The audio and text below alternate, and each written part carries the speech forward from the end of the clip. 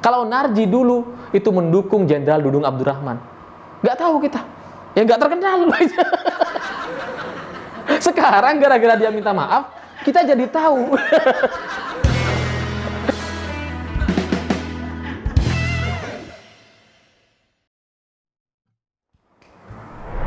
Selamat malam para mantan, selamat malam buat semua kalian yang merasa tahun 2021 kemarin tidak berkembang dan hanya bertahan hidup saja. Percayalah, tidak berkembang di tengah pandemi itu sudah luar biasa, karena banyak orang lain malah terpuruk dan menjadi lebih buruk.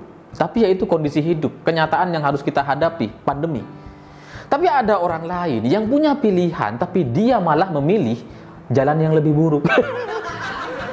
Dia adalah seorang komedian bernama Narji. Belakangan ini dia masuk ke PKS. Ini menimbulkan tanda tanya di benak saya gitu. Ini maksudnya ngapain sih Narji masuk PKS gitu? Udah tahu suara PKS itu partai gurem. Hampir terdegradasi. Malah dimasukin. Selain itu secara hitung-hitungan, menurut angka-angka dan sejarahnya gitu, suara partai Islam, partai-partai Islami itu selalu nggak stabil, suaranya tuh selalu minoritas gitu, selalu lebih besar partai-partai nasionalis. Coba kita bandingkan deh, gabungkan semua suara partai Islam seperti PKB, PAN, P3, PKS, PBB gitu ya. Ya suaranya ya segitu-segitu aja gitu. PBB malah udah nggak ada di Senayan. Sementara partai-partai nasionalis seperti Nasdem, Golkar, Demokrat aja sih yang nggak stabil gitu ya. PDI Perjuangan, Gerindra itu kan jauh lebih stabil. Nah, menurut saya secara karir politik mestinya Narji ini masuk ke partai-partai nasionalis. Tapi mungkin partai nasionalisnya nggak mau sama Narji. Mungkin itu maksudnya. Karena bingung gitu, untuk alasan apa gitu. Apa mungkin Narji ini termotivasi untuk melakukan poligami? Karena kalau udah masuk PKS kan dianjurkan kadernya gitu kan untuk melakukan poligami. Dan yang menjadi aneh bagi saya adalah karena setelah saya cek dari banyak berita, ternyata soal Narji ini sempat rebutan dengan Demokrat. Narji ini awalnya sempat mau masuk ke Demokrat dan mau diumumkan oleh AHY. Bahkan Demokrat mengatakan bahwa Narji ini adalah komedian yang jenius. Tapi karena AHY masih sibuk ngurusin Pak SBY gitu ya, nggak pulang-pulang dan nggak sempat konvers, akhirnya Narji masuk ke PKS. Ini ada apa sih? Kok kayaknya buru-buru banget untuk masuk partai politik gitu. Segitunya gitu ya. Dan yang lebih lucu lagi adalah Narji ini ketika masuk ke PKS, pernyataan pertama yang dia sampaikan adalah dia meminta maaf kepada seluruh umat Islam karena dulu katanya pernah mendukung penurunan pembasmian baliho-baliho Rizik. Ini aneh gitu kan. Dia tuh sudah benar sebenarnya dukung Pak Dudung, sekarang malah minta maaf. Gimana coba? Orang udah bener malah minta maaf, gimana sih? Dan yang aneh bagi saya adalah baliho-baliho ini itu kan cerita tahun 2020. Ini sekarang sudah 2022. Ya meskipun masih baru, tetap aja 2022. Ngapain masih bahas baliho? Dan kita juga nggak tahu, tidak pernah tahu kalau Narji dulu itu mendukung Jenderal Dudung Abdurrahman. Nggak tahu kita. Ya nggak terkenal. Sekarang gara-gara dia minta maaf, kita jadi tahu. Ini ada apa gitu. Setelah saya bayangkan gitu, mungkin ya seperti semua orang yang pengen masuk ke perusahaan, partai politik, komunitas atau kementerian, itu kan biasanya kalau ada orang baru selalu di profiling, dicek rekam jejaknya seperti apa. Mungkin Narji ini ketahuan sama PKS. Karena ketahuan dia dulu pernah dukung Jenderal Dudung, makanya ditegur, diberikan arahan. Itu mungkin yang terjadi gitu ya. Karena PKS sama baliho ini kayaknya memang akrab banget gitu. Karena ada dua kemungkinan bagi saya kenapa PKS ini sangat mendukung baliho-baliho itu. Pertama karena alasan ideologi. Mungkin secara ideologi PKS ini emang dekat dengan FPI, HTI, FPI, PA212, Rizik dan sebagainya. Ya yang sejenis dengan jamaah balihoiyah gitu ya. Sehingga ketika ada orang yang dulunya mendukung pembasmian penurunan baliho-baliho Rizik, PKS merasa tersinggung. Makanya kemudian ditegur dan Narjinya minta maaf secara terbuka. Tapi minta maafnya juga sambil ngelawak. Dia bilang bahwa ya saya minta maaf kepada umat Islam yang saya sayangi katanya. Dan kalian juga harus memaafkan saya. Istri saya aja memaafkan kondisi muka saya. Masa masyarakat enggak sih? Ya komedian gitu ya. Ketika ada celah masuk dia komedinya. Ya meskipun nggak lucu-lucu banget gitu, tetap aja ada upaya untuk berkomedi ria gitu. Atau kemungkinan yang lain, mungkin bagi PKS ini suara 212, 411, FPI, Rizik dan sebagainya itu memang sangat berpengaruh kepada mereka, memang menjadi penyumbang terbesar suara mayoritas PKS. Sehingga ketika ada kader baru yang dulu ketahuan ngedukung Jenderal Dudung, itu kemudian dipelonco, diarahkan supaya minta maaf. Ya aneh dan lucu bagi saya, karena bagi Jenderal Dudung, dukungan dari seorang Narji ini nggak penting, karena kita nggak tahu. Lawan kita juga baru tahu sekarang, gitu kan.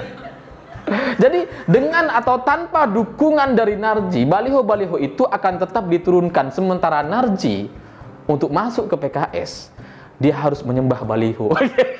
Enggak sih, maksudnya dia harus meminta maaf karena dulu pernah mendukung penurunan baliho itu. Ya mungkin inilah contoh atau cerminan ketika orang sudah masuk ke partai politik gitu ya. Sudah tidak bisa berpendapat, sudah tidak bisa merdeka lagi dengan pendapatnya, dengan opininya sendiri. Ketika dia masuk partai, dia hanya tunduk kepada instruksi partai, sama seperti Narji.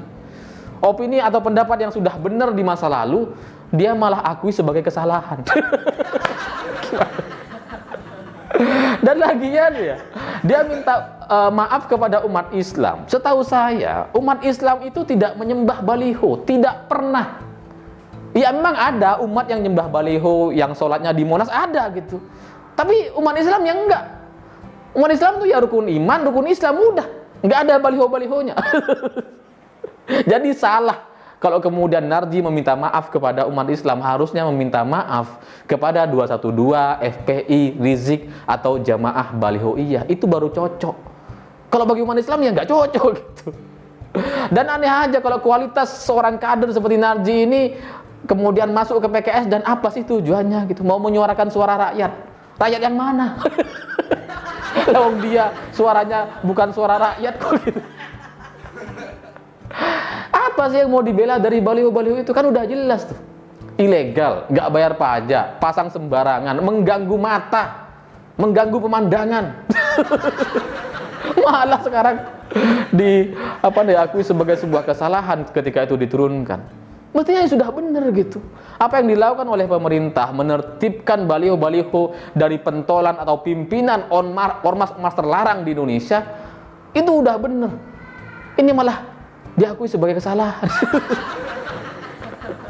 Dan setelah saya cek gitu, Narji ini kan katanya komedian. Ternyata Narji ini adalah dulunya tuh tim Cagur. Nah Cagur ini isinya ada Narji, ada Denny, bukan Denny Siregar, Denny siapa sih namanya itu? Ada juga Wendy. Nah setahu saya Denny dan Wendy ini sering tampil di Trans 7. Denny itu main di acara program sekolah-sekolahan gitu ya. Kalau Wendy ini ada di program Lapor Pak sama Andre, sama Kiki gitu dan sebagainya gitu ya. Nah, yang nggak ada ini cuma Narji. Bayangkan, komedian, pelawak, cagur, tapi nggak ada mukanya di media. Jadi kesimpulan saya, Narji ini mungkin sudah nggak laku gitu ya, sudah nggak laku jadi artis, sudah nggak ada tempat di TV, jadinya dia masuk ke PKS. Karena kalau di PKS dia bisa menang gitu, di PKS kan nggak banyak yang lucu. Jadi dia bisa lebih lucu dari kader-kader PKS yang lain gitu. Karena kan biasanya artis itu kalau sudah nggak laku, mereka tiba-tiba jadi ustadz. Jadi pendai, jadi pendakwah gitu. Nah Narji ini nggak cocok. Kenapa? Karena dia nggak punya follower. Siapa yang mau dengerin gitu ya? Mau jual kencing onta juga nggak laku itu, makanya nggak bisa ngendos, nggak bisa ngapa-ngapain gitu. Makanya kemudian jalan terakhir masuklah dia ke PKS. Karena menurut Narji, PKS ini pesantren. Ya nanti kalau sudah selesai di PKS, dia jadi ustadz lah.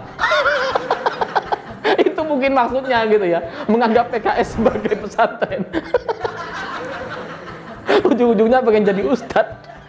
Ustadz PKS gitu.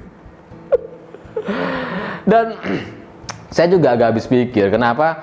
Karena baliho-baliho ini kan sudah jelas gitu, dia melanggar, dia mendukung ormas terlarang gitu. Rizik ini kan ketua pimpinan ormas terlarang. Dan kemudian itu juga sudah dilarang oleh pemerintah. Tapi PKS sebagai partai politik, partai legal di Indonesia, malah mendukung gitu. Malah mengamini pernyataan Narji yang meminta agar masyarakat juga ikut memaafkan dan mendukung Narji ke depannya. Malah bangga dengan pernyataan permohonan maaf Narji.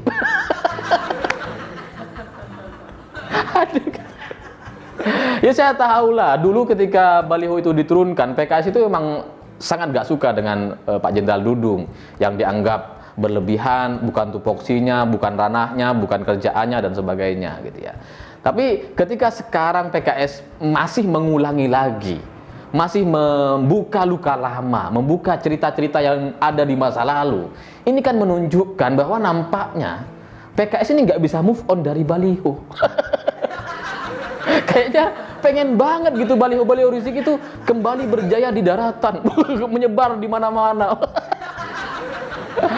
Ya kalau tujuannya memang itu, kalau PKS pengen agar baliho-baliho Rizik itu kembali berdiri gitu ya, ya saya sarankan agar PKS ini mengangkat Rizik sebagai ketua umum PKS. Karena cocok tuh. Bisa nanti balihonya ada di mana-mana, ada logonya PKS, ketua PKS. Wah. Cocok gitu.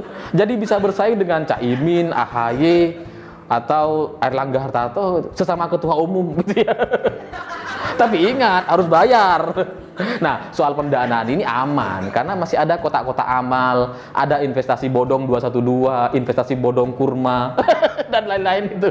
Masih banyak umat yang bisa dibodohi gitu. Jadi secara pendanaan aman. Jadi gimana solusi saya? Bagus kan? Solutif sekali kayak gitu. Ya tapi kalau nggak bisa Rizik ini jadi ketua umum, saya sarankan Rizik ini jadi anggota DPR lah gitu. Ya meskipun nggak sama dengan Puan Maharani, tapi kan sesama anggota DPR gitu kan. Puan Maharani itu bukan ketua umum partai, tapi balihonya ada di mana-mana sebagai ketua DPR RI. Masih ada labelnya gitu. Nah kalau Rizik kan nggak ada. Jadi saya sarankan bagaimana kalau PKS ini mengganti salah satu kadernya yang ada di Senayan, lalu kemudian diganti sama Rizik. Habis itu bisa dipasanglah baliho Rizik, anggota DPR RI dari fraksi PKS. Cocok gitu. Bisa lah setelah itu legal dan kemudian berjayalah baliho-baliho Rizik di seluruh penjuru Indonesia.